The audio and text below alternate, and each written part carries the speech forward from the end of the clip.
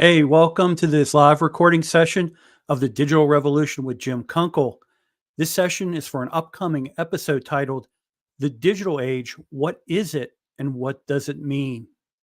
During this live recording, you'll have the opportunity to post your comments that I can include into the episode itself.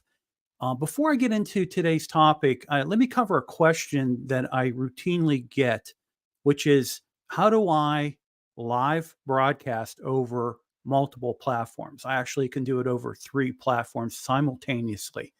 The simple answer is StreamYard. StreamYard is a web-based provider that makes live streaming and also audio, video, and audio recording. So if you're doing a audio video program or if you're doing an audio program, you can use this to do live streaming. You can also do it for video and then also for audio. So no matter if you're an audio podcaster or you're a vodcaster or you just want to do live streaming, you can definitely utilize StreamYard, and it's a very cost-effective way. But it's a web-based provider that makes live streaming and audio video recording very easy. You can multi-stream up to 8 platforms and have up to 10 guests, and the ability to interact with your viewers and show their comments live on the screen. Now, I highly recommend that you use StreamYard, and by using my special link that will be posted in the comments after this broadcast and also in the description on the episode itself, you can actually receive $10 off your second month's $25 payment. So let's go ahead and let's get this episode moving. Okay. The digital age is also known as the computer age, the information age, the silicon age, or the media age. It's a historical period that began in the mid 20th century, and it's characterized by a rapid shift from traditional industries as established during the Industrial Revolution to an economy centered strictly on information technology. So, what is to become of our future in the digital age? Will we become more fulfilled and enjoy prosperous lives, or will we become more disconnected from our human values?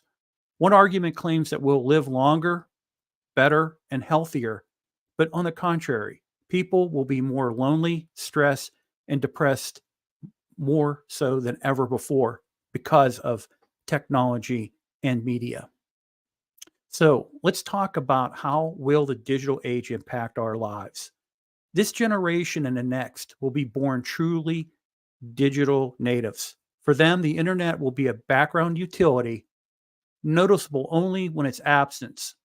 Smart homes and smart applications will work to encompass every part of our lives, all seamlessly and effortlessly. We will be forced to abide by the rules and regulations of technology, especially when we grow older. With a few clicks of our phones, in computers, we can access nearly all of human knowledge that exists in our time. And at this point, expands even further as our technology grows. Will there ever be a limit? Probably not. Life in the digital age is truly information driven, with data becoming more valuable than gold. For example, companies will lash out to know what drives customers' interest. Insights gained from refining data will allow companies to spend money where it should be spent, saving them time and also their investments. Social media, on one hand, has become part of everyday life for over the average person and will continue to do so. According to Statistica, there are over 3 billion Facebook users, 1 billion on Instagram, and 300 million on X, which is formerly known as Twitter. While this is an astounding number, they're still going to be on the rise. They all fall short behind search engines. According to TechJury, there are 7 billion Google searches each and every day. The way we live and work and play has changed dramatically over the course of the past half century. The 9-to-5 economies of years past have been replaced with globally integrated 24/7 service offerings. Consumers in the digital age will have access to a host of services and products that would have in our past history been considered available only in the realms of science fiction. This change has been a long time coming, and while the Industrial Revolution helped start this transformation, it is only now that the information age that individuals are really able to embrace these changes. In this new digital age, access to knowledge is greatly improved. Data that was previously only accessible to scientists and government officials is now freely accessible to all. In many ways, this is a double edged sword, as merely having access to information is not a recipe for success. It's important to understand the context of the information and data and how it will be best used to be successful. However, the pace of change is only increasing. New advancements in artificial intelligence, machine learning, and the Internet of Things will only provide more information. Along with these advances, changes in networking speeds with the launch of 5G and devices capable of accessing these speeds will further propel the digital age technologies forward. When trying to understand what is a digital age, it's important to realize that it's one driven by technology. These changes, when implemented within businesses to increase competitiveness, can help make businesses more efficient and more profitable.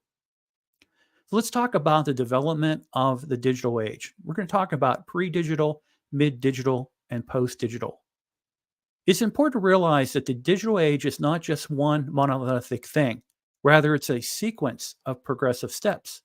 Today, we are probably only in the midst of the transformation between the pre-digital age and the post-digital age. To truly understand the progression, it's important to see where we came from as well as where we're headed. So let's talk about pre-digital age. The pre-digital technology was a time when devices had just one function. Media channels were one-way communications, the TVs, the newspapers, radio, and magazines. Though this phrase was not too long ago, this period of technology is one that many look on and find nostalgia. During this phase, retail was still the primary means of obtaining goods and services, while products gradually transitioned to be more digital, with encyclopedias moving from books to online and phone books becoming searchable repositories. It was a much simpler time. In the mid-digital time phase, the mid-digital phase is where we are now. Companies have embraced digital more and more in concept, but they're not fully grasped how expectations have changed. While the TV cord has been cut, it continues to grow in popularity. A majority of the population still use digital, traditional cable services. There continues to be a disconnect where some transit agencies have shifted card payments while others still take cash. There is no continually of experience across the board. In the post-digital age, digital itself has moved into the background. Just like electricity and its impact on businesses and the individual life, digital will also become very complicated. In this new digital age, the internet will be available everywhere, and things like smart cars and smart homes will be the norm. The concept of restrictions based on location will be a thing of the past. There'll be both new freedoms and new challenges to explore in this age, with a population born where digital is just a fact of life. Factors of the digital age. Excuse me, let me start that over again. Factors of the digital age.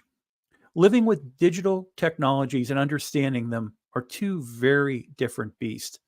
To be successful in this new digital age, companies need to embrace digital in all things. They need to champion it and focus on ways that can be further enhanced to create even greater value for their businesses and their customers. Reduce friction. Products in a digital age need to be easy to obtain and easy to return. The success of an organization like Amazon and Wayfair demonstrates the importance of this clearly. Similarly, the price needs to be consider a consideration for a business, as companies like Uber and Airbnb have both demonstrated. While price is definitely a factor for consumers, it's not the only factor. Enhancing the user experience. Many of the most successful digital enterprises are aspirational in nature and product. One key metric that they generally share in common is a focus on the customer and the customer experience. Companies that understand digital age technologies know that customers have a choice. They know that the price and features they can get to the door, but they expect businesses to walk in. Services have to match. Create collaboration. Digital age organizations look to consumers for innovations and ideas and solicit feedback on products and service regularly. Their focus is not simply on the competition, but also what the users want and need and how they can best meet these needs in a cost-effective and efficient manner. Threats and challenges of the digital age. We've come to this point in time through a long and perilous journey. The Industrial Revolution brought us to the industrial age, which eventually led to the digital revolution and the current information age that we're now in. But if the industrial age ended, will the information age also end? And if so, what comes next? Paralysis through analysis. Now that access to information is simple and has newer tools continue to be developed to further the analysis, there exists a issue faced by many businesses. Do they have the right information? Do they need to make their decisions, or do they need more?